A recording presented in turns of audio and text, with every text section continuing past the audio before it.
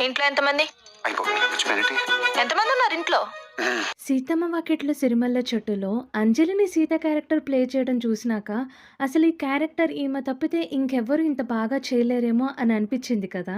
నిజానికి ఈ క్యారెక్టర్కి ఈమెని ఫస్ట్ అనుకోలేదంట.